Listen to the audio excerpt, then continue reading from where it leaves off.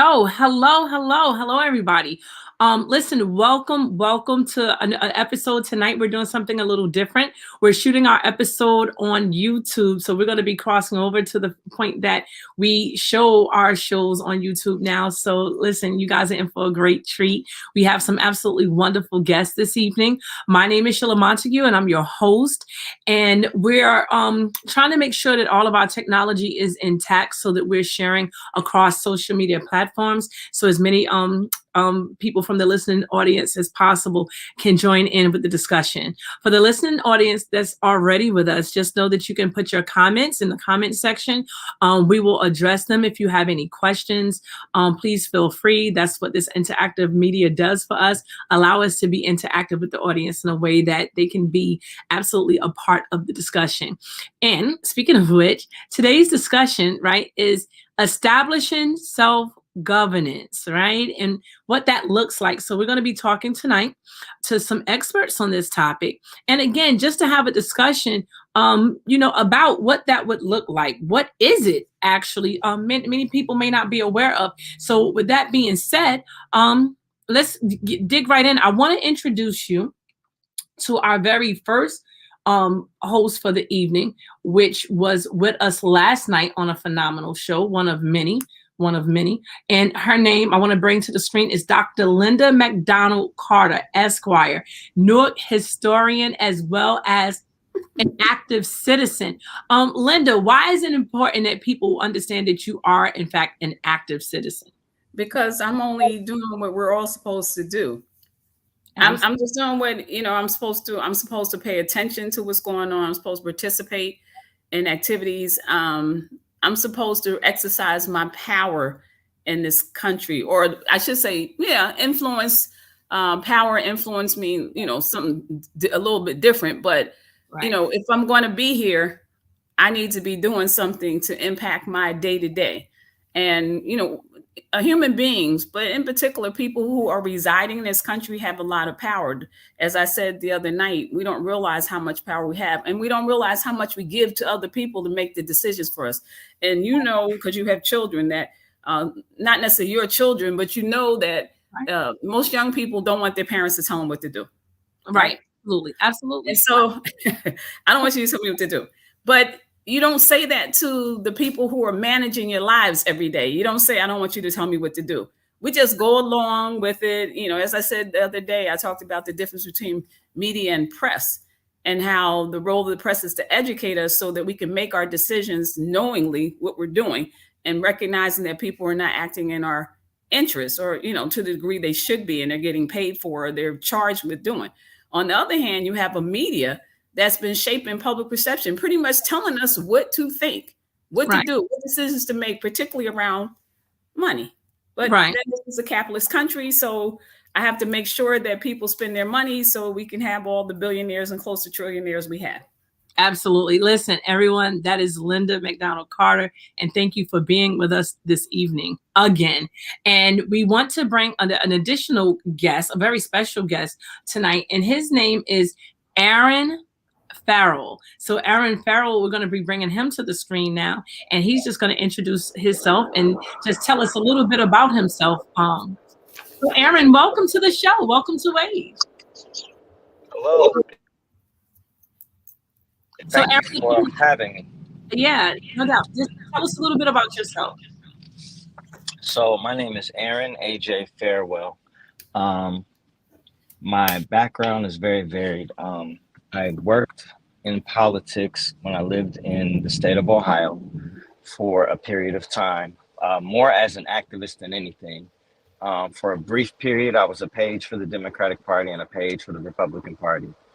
And then I was more of an activist, and I'm still an activist. Even now, I live in Atlanta, Georgia now.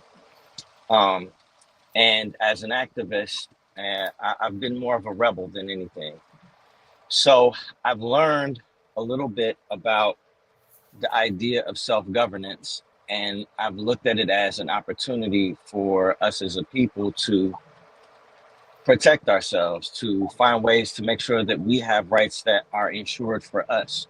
And then I've also recognized that if we don't want to do that, then there's some things we really need to revisit and we need to make our representatives revisit certain things within the Constitution and the Bill of Rights regarding us as a people, so that we can enjoy certain civil liberties that are not necessarily afforded to us equally. Now, let me ask you a question, AJ. That I appreciate that. Self-governance during this time. Why is this conversation, at least in your beliefs, critical to have publicly right now?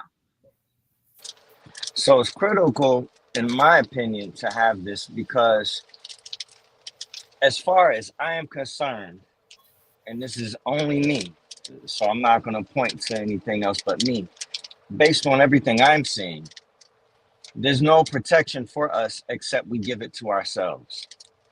And I know we have one guaranteed legal right, and that one guaranteed legal right that we as a people who were injured by slavery on this land have is to govern ourselves under our own jurisdiction. And with that, we have the ability to then have some form of protections for us, where there are rights where we are observed, where we're respected, even if, well, respected. We might not be liked, we might not be loved, but we'll be respected. Right. And so that is the solution that I came up with based on everything that I have been observing. And that's a really good, solution. Linda, what do you think about that solution? Well, I had a couple of questions when I found out about you, AJ, and I know there's different types of self-governance. I did a little bit of research, but I'm not really an expert on this, but I do know there's different things. So I had a couple of questions. One is like, how is that different from the Nation of Islam, what Elijah Muhammad was asking for, which was primarily basically give us land because we were property. So give us land to make amends, so to speak, and give us our tax money and we get to control, and whatever happens, it's our decision. So how is what you're saying different from that? And I had some other things, but I just wanted to find out if it's different from Nation Islam. And let me just throw out, and you may or may not know, there were, based on my limited research, about 1,200 in this country, 1,200 Black self-sufficient towns and or establishments, right? And generally, like Tulsa, which is the only one a lot of people know about, maybe Rosewood, maybe Greensboro, North Carolina. But in those instances and other instances, people were driven away. They were self-sufficient because at that time, you're talking about the period from 1865 to about 1916, right? At that time, nobody was assisting Black people with anything. So in some instances, like Tulsa is the town that most people know about, but it wasn't the only one. Right. And the other part is that in many instances, not only were Black people driven out who were self-sufficient, self-government in terms of communities, not only were they done that, but in some instances, if the settlement was small enough, they were all killed off and the towns were replaced with lakes. So if you can kind of speak to that, how, Nation of Islam, in terms of that's what Elijah Muhammad called for in the 1930s. And then what has happened to whenever Black people have decided that we're going to, handle our business our own way out of necessity. And when you're talking about between 1865 and 1916, but whenever we do that, and we've proven time and time again that we're capable of doing it, but it's not, my position is it's not really what people want, right? They keep talking, I want you to pull yourself by your bootstraps, but in actuality, they don't really want us to do that unless they want us to do it for their purposes. So if you could speak to that, I appreciate it. Yes, no problem. So what I'm talking about comes from Elijah Muhammad and what he was talking about. What he was talking about was he was telling us that we need to do this.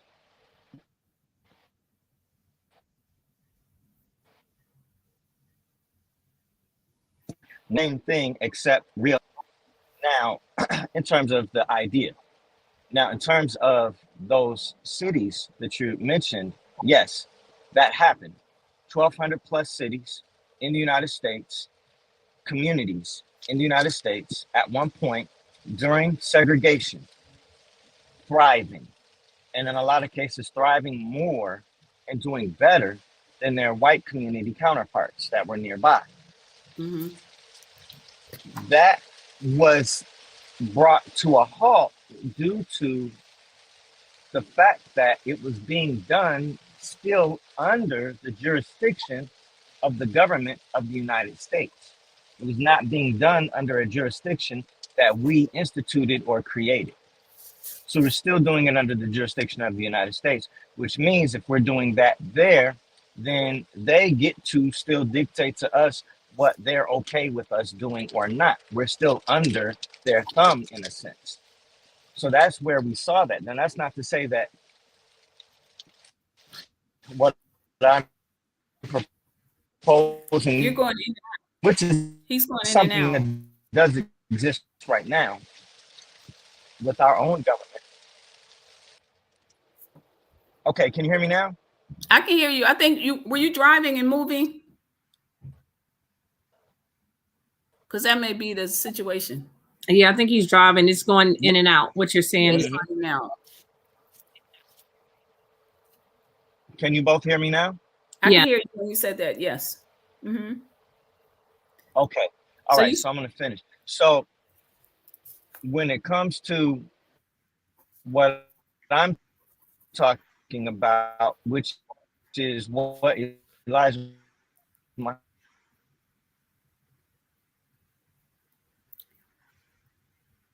AJ, you're going in and out. Parts of the Constitution. Yeah, AJ, you're going in and out really bad. It has to do with still in and out. Okay, give me. You're freezing. He's freezing sometimes, and you're going in and out. Yeah, because you know when you're driving, sometimes you're in and out of those hot spots of Wi-Fi.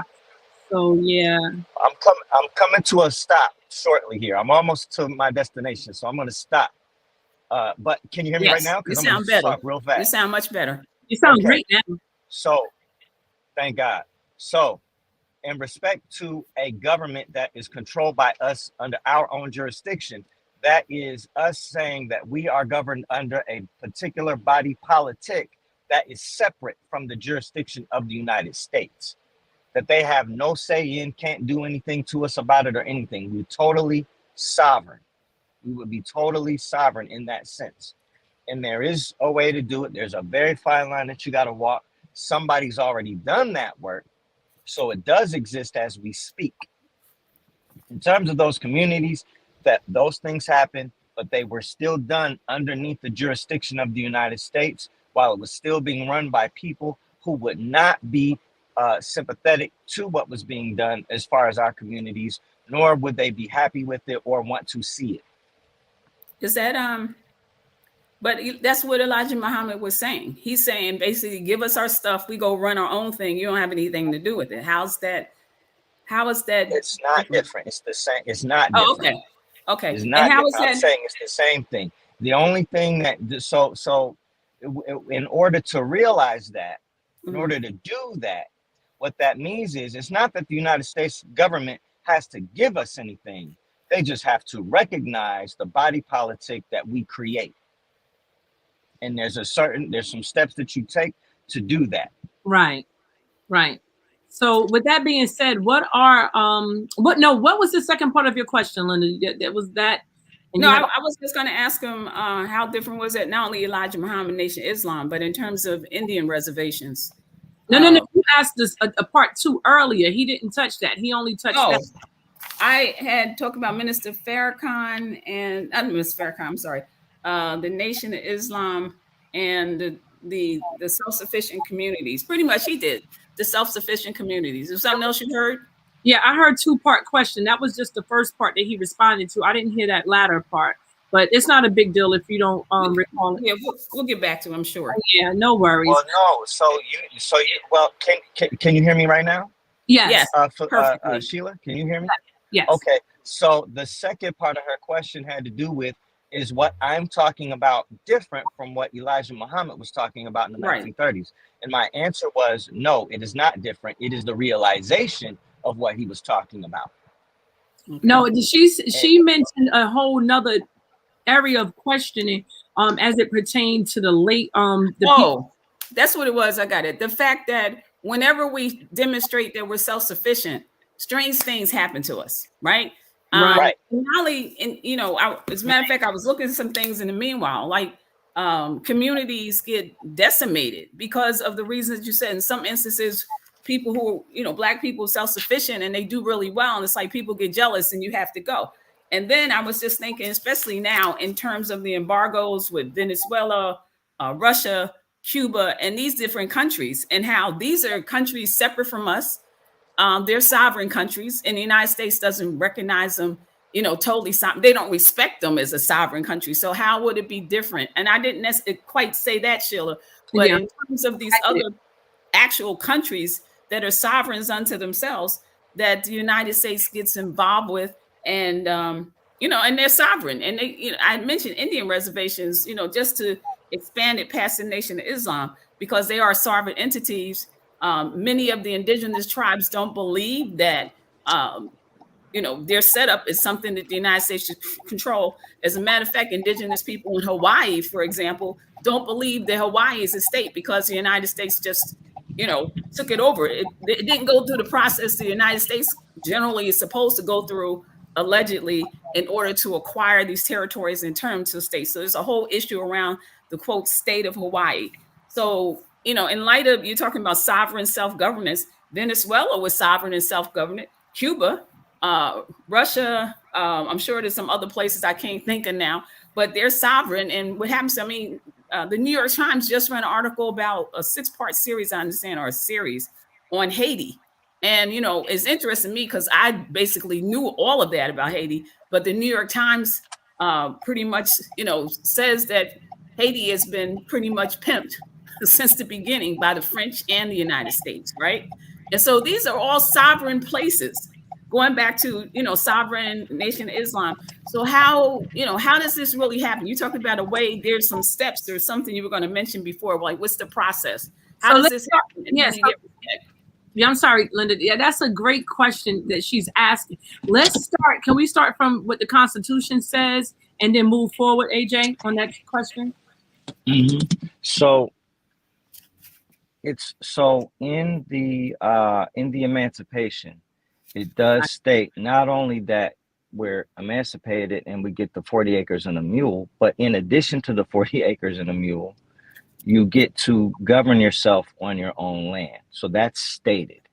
That's stated, and it's with that. Okay. The loophole, which is the reason why Abraham Lincoln was murdered, has to do with slavery still exists so long as it's under the state. So you can't have slavery legal under private citizenship, but it is legal under this jurisdiction of the state or a jurisdiction of the government, so long as you are considered a criminal. So when we don't get the 40 acres and a mule, we don't get to exercise the right to govern ourselves on our own land and create our own government and create our own situation. So we were sabotaged right there from the beginning, right then and there. We were sabotaged immediately. What I'm proposing is not something to say is not to say that the United States government would not attempt to sabotage or come against what I'm talking about. As a matter of fact, they're making useless threats at this moment to the chief of the Aboriginal Republic of North America, which is a government that was set up by us for us on this land. And they've been in existence now for 16 years successfully. So they're here. And they went through all of the steps. Now the steps, I didn't get to write all those down because I didn't do it. My brother, Dr. Ali Muhammad, did it. He did it. It's done. It exists.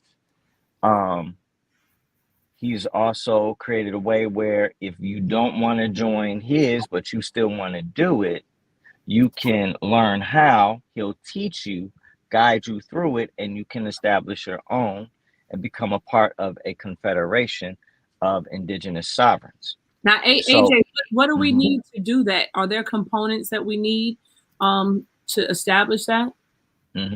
One of those is you have to recognize your indigenous status. meaning you know that you are native to the land. How do you do that?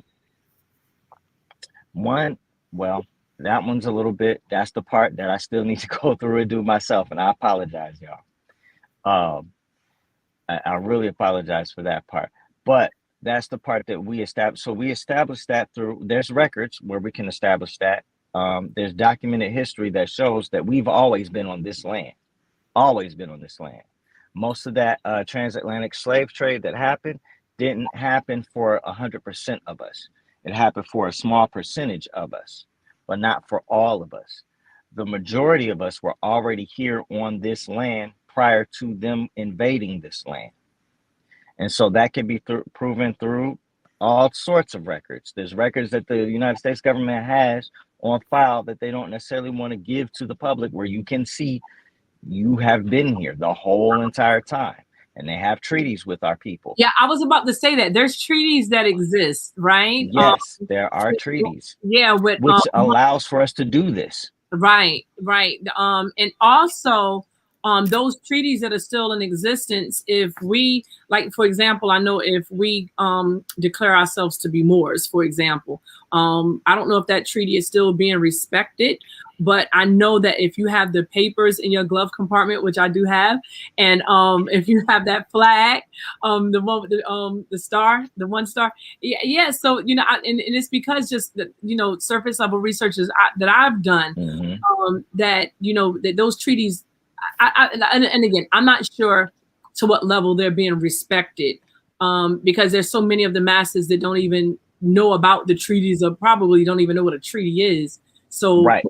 Information that you could elaborate on that, AJ, we'd appreciate it. So, what I can tell you in honesty is this. First, when it comes to the Moorish Science Temple and being a Moor, their jurisdiction falls under a religion. And through that religion, they are exercising their identity. The identity piece is what's important, because the idea of calling yourself Black or even African American is not truly establishing a legal identity that will be recognized by the United States government. But if you call yourself a Moor, that is a legal identity that the United States will recognize, because Moors helped to create the United States government. One of the first Supreme Court judges was a Moor. Yeah, and when Obama, if you notice, when Obama always spoke behind the flags, that flag for that treaty for the Moors, that flag always hangs behind. Like you have the American flag, is something else, and then it's the flag for the Moors. So yeah, that flag still has a lot of power. And how much power and to what extent, I don't know. So the power that it has is it assists in, one, you have an identity that is recognized as a legal identity, and that legal identity is recognized, gives you automatic, all of the same citizenry rights that a so-called white person would get just off his skin tone, you get immediately. But that's because your identity has been recognized. You recognize your identity and you're saying, hey, this is my identity, this is who I am. And the United States government is recognizing that identity that was established by the Moors, who helped to establish the United States government. And what will we need? What would we need for that? So what three? That one, as far as that goes, for the Moors, I don't know. You have to go over to the Moorish Science Temple, and they have that information for you. The only flaw with that, as far as the Moorish Science Temple is concerned, is all it does is it gives you certain rights, which is a good thing, but it doesn't mean that you are in a position to say that you have your own government per se, which is a separate situation. Yeah, so that's how we get to. Yeah, how do we establish our own government if we would, consider doing such a thing? So to establish your own government, you need 3 institutions that are sound. You need your own educational institution, you need your own legal institution, and you need your own medical institution. Okay. And they need to be sound. And then you can go before the UN for that recognition. You can go before the World Health Organization for that recognition, as far as the health organization. Yes, ma'am. When you say sound, can you define what you mean by sound?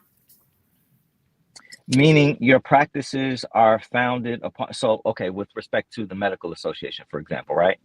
It's sound based on the fact that all of your, everything that you're practicing in your medical institution is based on sound facts of science.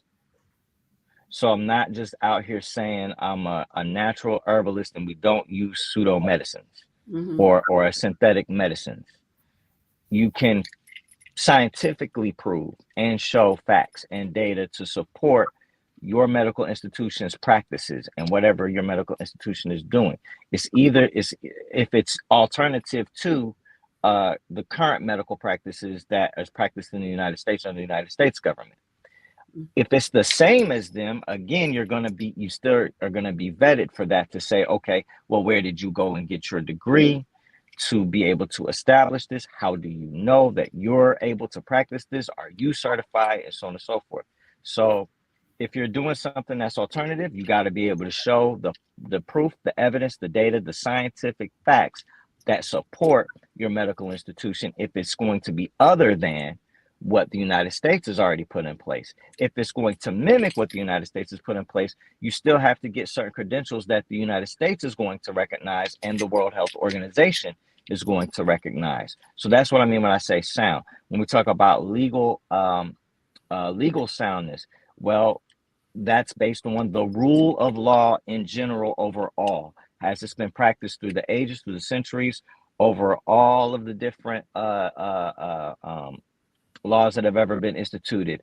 And where you would go for that may be the UN. That part I'm fogging on, so please don't quote me on that part. I would assume you would go there, because if you're going outside, you're saying I'm my sovereign entity. We're our own government. You're not necessarily looking for the United States alone to recognize you, but you'd be looking for the UN to recognize you as well.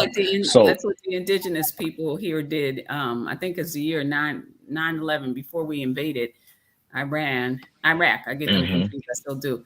But actually, the indigenous people, there was a meeting overseas, and they went over in loop because the United States was not going to be represented, but they went over and said we're a separate entity and we want to be respected. So it's akin to that. Exactly. And the reason why I asked you why you said sound, because I didn't know if you were talking about financially sound or you just said in terms of the product, the area. Yeah, just in terms of the practice, what's being done, what's being said, how it's being run. Now, how we run is entirely up to us, but to be recognized is, okay, yeah, that's the rule of law that they follow over there. We understand what that is, and we know if we fall under their jurisdiction, this is how they're going to operate. When it comes to their medical practices, that's how they're operating. It's sound. I'm pretty sure it works. If you want to go do it, you can go do it, but there's nobody that's going to necessarily refute it per se. There's no entity that's going to come out and say, no, they're wrong, that's false, and then they debunk everything, and it just doesn't work. Because, I mean, you don't want to put yourself in that position either. You don't want to lie about medicine. You don't want to lie about the health practices. Well, there's a question now. I mean, that's some of the questions now with regard to the whole pandemic. There's a lot of questions. Yeah. Of the CDC. Yeah. There's a lot of questions in the fact that there are 30 different vaccines, actual vaccines outside the United States, but people in the United States are limited to 3. There you go. I mean, right. Yeah. Okay. Well, I thought you were going to come. I know when we talk about, I shouldn't say I know, but from my limited research, I was thinking before I came on, I was thinking about, the sovereignty. And like I said, looking at communities and settlements, that have taken place in the United States. But I was like, how do you, and now going back to the Nation of Islam, it probably addresses this. But, I was thinking about libertarians in this country. That's a particular party. And one of the things about them is that they feel that the only thing you really need your tax money to pay for is the military. And I think it's just 2 things they think your tax money should pay for. Yeah. So, in terms of if that's the case, then we're all responsible for our own water systems, our transportation, our roads, land, all of that is the individual's responsibility.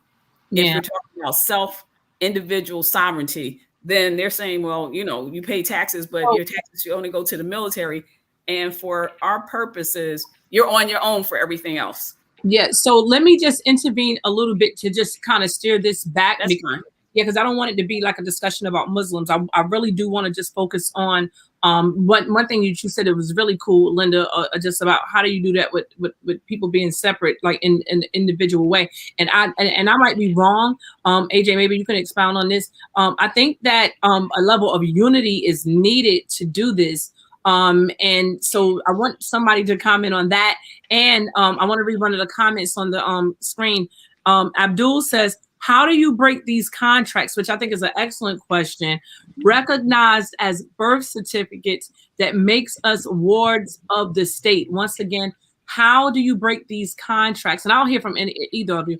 How do you break these contracts recognized as birth certificates that make us wards of the state? Because that's a big deal. Like, so if we're going to claim sovereignty, like, how does that look? Is this even feasible at all? Yes, it's possible to do. I'm sorry. It is possible no. I'll to just do. give that to you. I'm sorry. So it is possible to do. It's a part of the process when you're joining ARNA, for example, when you're joining the Aboriginal Republic of North America. So we got a whole list of things that you got to do, and you got to follow it all the way through to the T. If you do not follow it all the way through to the T, you'll find yourself in a position you don't want to be in. And a part of that is dealing with the birth certificate and your birthright as a ward of the state, and then as it pertains to your social security number. The last time I looked at this process was probably 2 years ago, and then I just was not in a position to go through with it directly. But as for the Aboriginal Republic of North America, there's a way to do it. And if my memory serves me correctly, you don't necessarily break it. You use it, but you use it in a different way. You use it in a way where it's like a shell corporation, if you will. It's not exactly that. Don't get me wrong. I'm not saying it is a shell corporation, but you kind of sort of treat it like that. So it's there, but you're not necessarily operating with that any longer, or not in the way that you were operating with it. You're operating with it in a completely different capacity. It serves a totally different purpose for you. So there is a way to deal with it. You're not necessarily breaking it. You're using it, but you're using it in a different way. But that is detailed through the process with the jurists over at Aboriginal Republic of North America, and all of the jurists over there are trained extensively in helping you to go through that process. Yeah. So we keep hearing this word republic, Linda. And I heard you just mention libertarians. What do we need to be focused on in terms of party? As of recent, I'm very conflicted. You know, we've especially in the city of Newark, we've been loyal to the Democratic Party since so long. I mean, I think my entire life.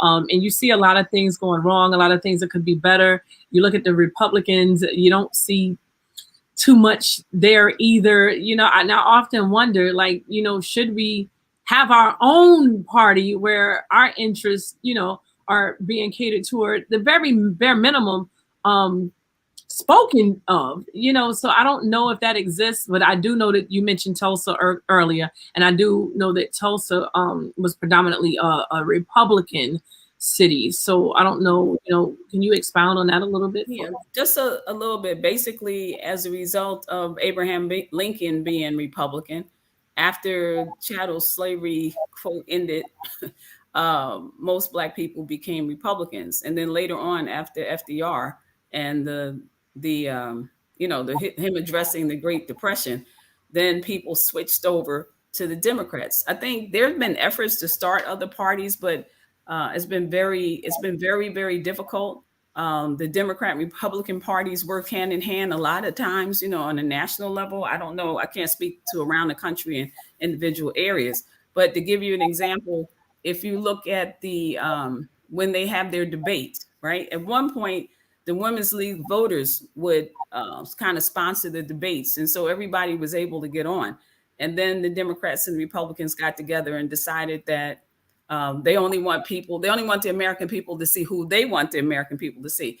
And I think you can go back. I'm trying to figure out Clinton and Bush. And there was another gentleman whose name escapes me, who was a third party candidate.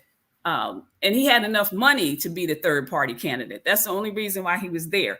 The only reason how he got there. Now, more recently, this is around before Trump's election, right? Before what happened, you had, after 9/11. And it was an effort to move and for the Republicans in particular, to get Rudy Giuliani to be president. So they were doing everything possible to, try to get him to be the president, since he was America's mayor, as a result of him being in New York, being the mayor of New York at the time of 9/11.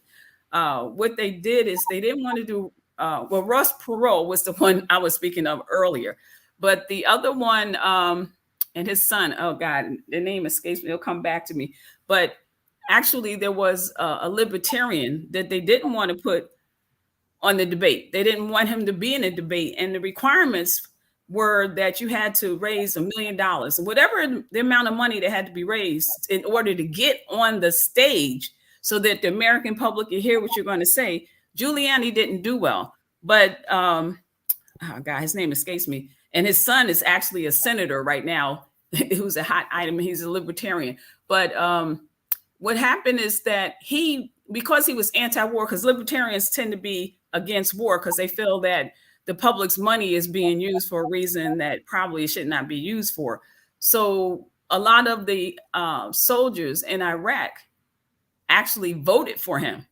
And not voted for him, they gave him money, sent him money, and he ended up being in the debate. But he wasn't somebody that the people who decide who's going to be in the debate really wanted the American public to see. Right. Now, those are the, some of the dynamics, not everything, but some of the dynamics. But at the end of the day, there's been efforts. It's very expensive. And like I said, the Democrats and Republicans, it's been my experience that they only put up the people they want you to see. Right. Remember, I talked about media, right? Because if it was press, they would want you to see everybody. But that's not what happens. So sometimes they put people forth and they try to make them seem like the person was crazy. As a matter of fact, when Barack Obama ran, the former senator from the state of Alaska, who was responsible for letting the American public know that some of the things they were talking about during the Vietnam War were lies, right? And he actually gave this information in the Senate on the floor. He talked about it. And he was one of the individuals, his name escapes me, he's one of the individuals who was running. And they made it seem like something was wrong with him. So if you don't fit the mold, now, in terms of what our options are, one is that it's very difficult because we all have different fingerprints.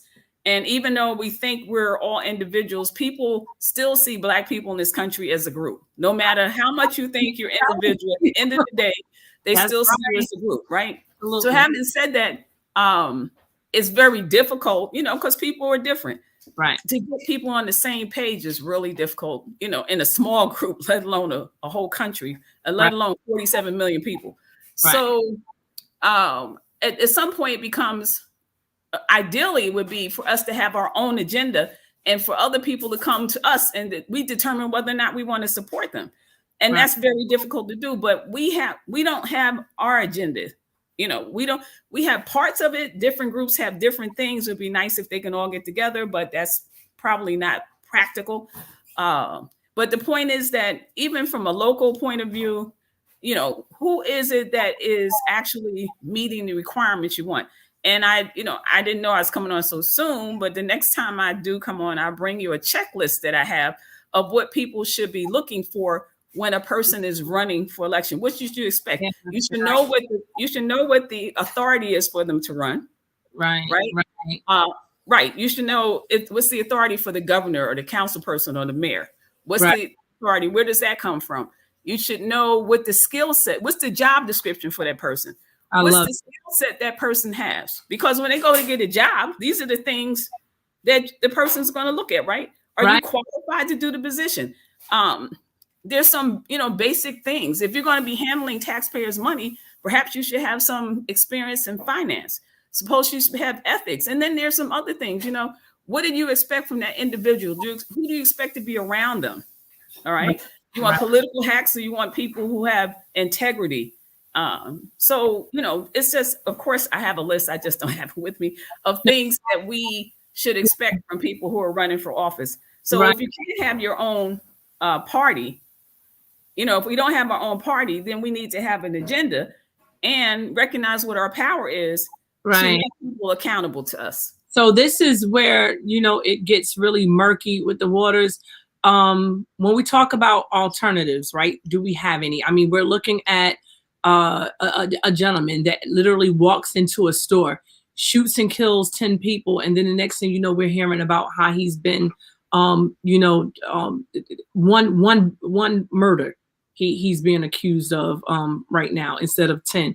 And where the public is trying to figure out how, and going back to what AJ said, we want to be respected, through the, we don't need people to love us or what have you. And the respect is not there. So when it's not there, we really have to start to examine some more alternatives. So if we're not given reparations, because even with that, with the 40 acres and a mule, that land, a lot of people don't know that land was actually, set to give us. It was set up for us to have. But then by some stroke of the pen, right, it was retracted and given to different people other than us. You're talking about the Homestead Act? Are you talking about the Homestead Act where the land was given to people for free? Absolutely. Absolutely. Okay. Absolutely. I didn't know it was a Homestead Act. I didn't know what the name of it was, but I know that they definitely had land that they had earmarked for us, and we didn't receive that land. It was snatched back. And this country knows that, right? This country is well aware, even though many try to feign ignorance about, just the extraordinary injustices, that has been placed upon us as a whole. And it seems like that not only aren't they willing to do the right thing, but just the disrespect is like just overbearing. So with that just being said, how do we get to a place where, and I apologize for that, how do we get to a place where we're actually looking at any options at all? Because people really are feeling hopeless. People are starting to feel levels of anxiety and depression. I was talking about, like, even with the media, and I want to just say something to that because the media plays a very important role as well. Who owns the media? Is it mostly governed by, the Democrats or the Republicans? No, it's not the parties that own it. It's owned by, no, it's not. It's them. owned by corporations. I'm sorry, AJ. I was going to say it's owned by corporations. At one point, as I said yesterday, it was owned by families. Most of it was owned by families. They still made a relatively high profit margin, but when they sold, people wanted higher profit margins. So as I said, you put people in front, girls with plunging necklines, and you tell people what it is. You kind of identify the issues for them. So that's important. But let me just tell you this, and AJ, you can speak to any alternatives you have. I want to finish that too. Yeah, go ahead. Right. If at the end of the day, we're operating in a capitalist system, and the only thing that's respected is money and power. Now, generally, I know there's some Black people who think they have power, but ultimately, you only have degrees of influence. And I use Michael Jackson, Bill Cosby, Oprah Winfrey, and the guy who does the boxing, Don King. And I think for all intents and purposes, all of them had access to $1 billion before we started using the term $1 billion, right? And so Bill Cosby wants to buy a television station because he understands the power of the media in terms of shaping public perception. And people say, no, he's got $1 billion. They said no. Michael Jackson uses a term that he didn't use in a negative way. He just put it on the radar. He put it back in the jargon. And so he has some challenges that Don King had $1 billion note to go buy a radio station license. And they said no. And then Oprah wants to get into a store. And the only reason they let her into this store in France is because somebody saw her without her makeup on. These are billionaires, right? The wealthiest Black person has $6 billion. The head of Facebook lost $30 billion in one day, right? So when you look at power and that's even, other issues that we don't have enough time to talk about, but right. Yeah, we want to start winding this down a little bit because we got a few more minutes, guys, and this is some great stuff. I appreciate you guys. We got about 15 minutes left, and I really do want to hear about, like I said, with the media and the narrative, because if we're looking at options, right, who owns this? And you're right, Linda, corporations do own it, but who owns these corporations? Are they all under one umbrella? And the reason why I ask this, that I think it's important, is because whether you like what Trump had to say or not, why did he get taken off? See, I'm a person, I'm very pro debate. I'm very about, I want to hear both sides fully. So as an individual citizen, I can make my own opinion. And when you have a media or an environment period that shuts up one side of the story, then what you get is lopsided. So, you know, and not just him, Farrakhan as well. Farrakhan was taken off social media. So again, why can't we hear? And I'm sure these are two men. This is a very good example of two men with, you know, polar different extremes in terms of philosophies. But why can't I hear both? Because the private sector is actually now deciding who can be on and who can't be on. And you're absolutely, I totally agree with you, Sheila. I may not have a particular, I mean, I've known about Trump for like all my life, right? So all of this stuff is relatively new stuff that most people are just finding out. I know about his father, his grandfather, his great-grandfather. But you're absolutely right. What happened, remember I talked about how media ends up shaping public perception and people think that they're doing it themselves. With Trump, what happened, they made everybody mad at Trump. And I'm not saying you should or should not be mad. That's up to you. But if you know, one of the things in terms of the system, once you do it to one person, you open the door for it to happen to everybody. Yeah. Right. So people weren't looking at, they're so mad at Trump. They're not looking at, well, if they remove him, they'll remove other people. Right. Because we can only see people in our silo as opposed to seeing the big picture, like be careful what you ask for. That's right. It may come back to you. And so now, for all intent and purposes, these corporations, there's a lot of efforts to regulate them because one, you know, they collect all your data. You don't get a dime for it. They sell it to other people. It's not almost like you're for sale. Yeah. All our privacy, everything about us is for sale right now. Yeah. And so there's efforts around to actually regulate them. And I know we only have a little time, but to regulate them. But right now, they're private sector, and for all intent and purposes, in many respects, the Constitution does apply. Our First Amendment rights don't necessarily apply when it comes to the private sector. And, you know, I've seen a lot of things where, you know, supposedly they're going to keep hate speech. But let's say, for example, even in terms of the killings that have been happening, right?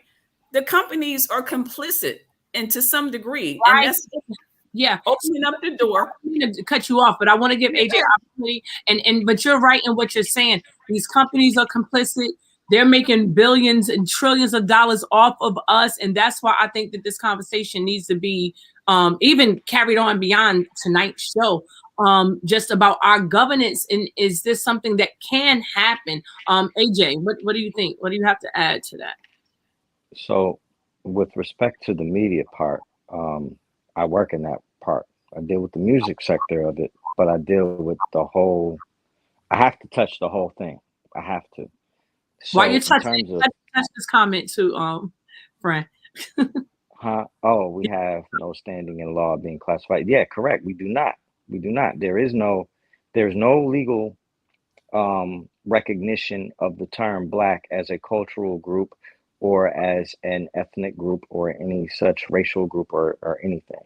So when we call ourselves Black, legally speaking, there's nothing for us. So we get treated like anything because we are not recognized that way in a legal sense at all. We've come to accept it colloquially. We've come to accept it socially. Right. But it is that there's no legal precedent for it that can be that is recognized. I'm not going to say that can't be used. I'm sure there's other legal precedents that are not recognized, but the point is it's not recognized. So yeah, that the comment is accurate, and that's why I was saying earlier about the Moors. The powerful part about it is when you call yourself a Moor, it is legally recognized. It actually is legally recognized, and that's due to the Moors that came to help assist in establishing the United States government. As I mentioned, one of the very first Chief Justices for the United States was a black man. He was very, very black. He was tar black. Um, and I forget when he was appointed and his name. I just found out about the brother actually, which is why it's foggy in my memory. I just found out about him last month. I didn't even know.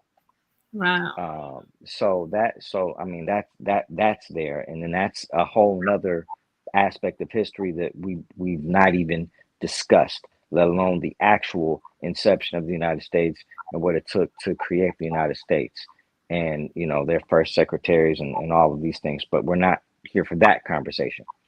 In Yeah. terms of the media, though, the media is controlled by special interest groups, mostly of so-called Jewish descent, and I am saying so-called because they're not real Jews.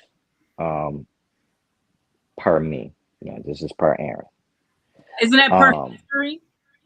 Huh? Isn't that per history? I thought that was a Oh historical. yes, there's a lot of historical data to point to that, but I'm saying per me right now for the intents and purposes of this airing here, because I don't want anybody to try to put anything on you two ladies when neither one of you two ladies said this or spoke to it. I can at least concede that that's a fact.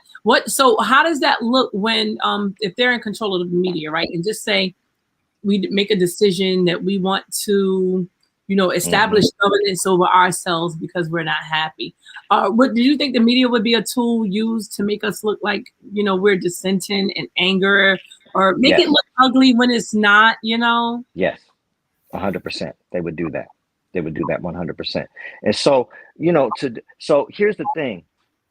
In my opinion, it's wise for us to say to each other, let's consider the option of it and look at the legal, lawful ways that we can do this where it can't, on the surface, be contested. Well, it can't be contested at all.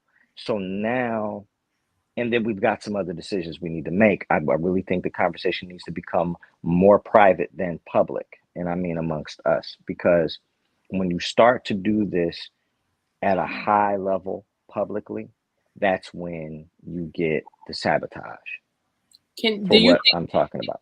Do you now think, on the I'm sorry, go ahead.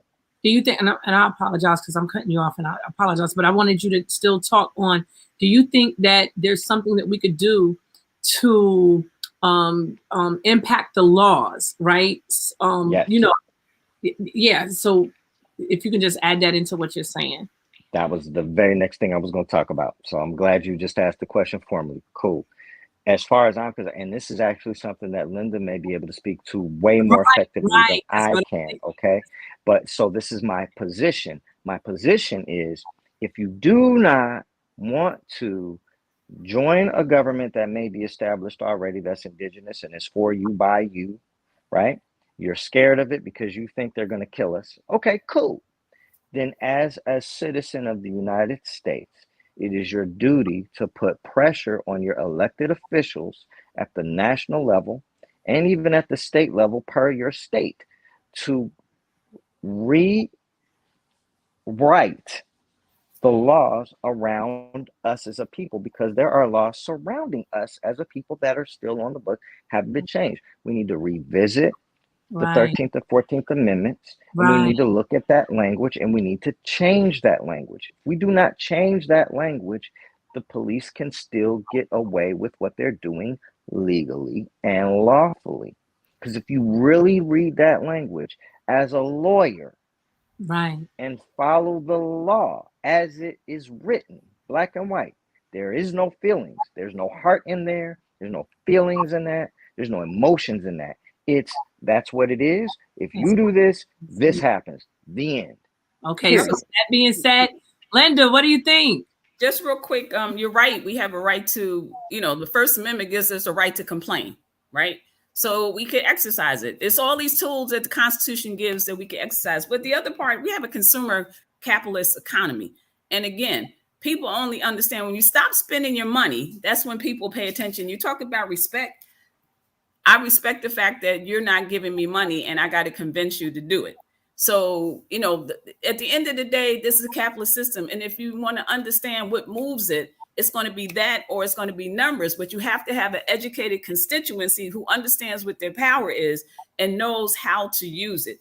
Otherwise, we're going to be in the same situation. I will just add real quick, not necessarily to that, but I remembered the names while AJ was talking. Ron Paul was the individual libertarian who the Republicans did not want on the stage during the last debate before Barack Obama became president. And the other one was Ross Perot. He was the third party candidate when Bill Clinton and George Bush ran for office. And again, because he was wealthy, but it's very difficult for third parties to come in. So people have a lot of power. Use the Constitution. Use the tools that you have. Adam Clayton Powell used to say, what's in your hand? You can use your dollars, right? People running around paying $500 for some sneakers that cost 17 cents to make. You need to really think about how you're using your money, who you're giving it to. Do they respect you? Those are decisions we have to decide. I think there was somebody who had a question that came across the chat, but I think it was more directed to AJ. But I'm like, whatever is out there, use what it is. But the two things you have is the Constitution, regardless of where you sit. And the other, one more thing. Reading is fundamental. They used to say that if you want to hide something from Black people, put it in a book, right? Reading is fundamental. Read everything and get your hands on. Think for yourself. I can't express that enough. And, be discerning regarding the information you get on social media, because a lot of it is opinionated. It's not researched. Use the public library. The public library is the only neutral source of information where nobody's collecting your data and selling it. You get to think, right? Yeah. So there are a lot of tools that people use, but read. I told you yesterday, I used to read ketchup bottles. I just read everything I could get my hands on. Okay, so look, we on ketchup bottles. No. Look, we're gonna bring. I'm just telling you, it's got words on it. I'm reading. So this is really important. So I'm going to start bringing the show to a close because we only got. Let me time check everybody. We got only 3 minutes left. 3 minutes. So you guys give the last words, but I do want to say that I think it's very important that as we move forward, strongly consider, like AJ just said, bringing these public officials to some type of demand to let them know that we are reading and communicating and talking, and we're going to hold them responsible even more so for altering these laws in a way that we get what we want throughout the deal. Thank God we have a wonderful resource like a lawyer, right, Linda, on board with us to help us strategize and create a blueprint as to how that would be done and how it would look in 2022. And like I said, and that we have our young people involved in that conversation also, so that we can mesh those generations together, so that whatever we call for, it works for everybody. And with that being said, there's some more comments on here. We can't address everything, but like I said, if it's okay with you guys, I would love to come back with you again and we'll talk about when. But with that being said, I just want to leave you guys with the last thought in terms of establishing social self-governance and examining what the alternatives could possibly be. So we're going to start with AJ, and then we're going to leave the last word for Linda, and then we're going to be done. Yeah, for sure. So yeah, I definitely I wouldn't mind coming back because there's a few specific details that I want to be able to give to the people, and then also I want to I want to be more specific. I'll say it that way, and then also action. My whole the first time I ever got involved in the political space, I was at a town hall meeting, Columbus, Ohio, and every man that got up and spoke talked about the problem with Black folks is, and it irked my soul. So when I stood up, I told them. Yeah, we're gonna get up from there because you guys got 30 seconds. Yep. I'm done. Action. That's my word. Action. I love it. Okay, Linda, you can bring us home. Yeah, I would just say that a lot of the things we're reinventing, and there's already history. If you know your history, you know that a lot of things have already been worked out. We just have to know what our history is. We may have to do it a different way because it's a different time. but the format and the baseline always exists. So read your history, study your history. It's already there. Answers to many of the things, many of the challenges we have are already been addressed. We just need to read our history and maybe update it. Excellent. Listen, thank you so much, Professor Linda McDonald, lawyer. Thank you. You are a wealth of knowledge. We really appreciate you being on the show. AJ, loved your commentary. We look forward to hearing from you more. And to every listening, all of our listening audience, thank you for joining us. Share this YouTube if you wish. Share it with a friend, tell a friend, and until next time, guys, we're out. Bye-bye. Nice meeting you, AJ. Thanks, Sheila. You're anytime. Hey, same here. Blessings to all. Absolutely.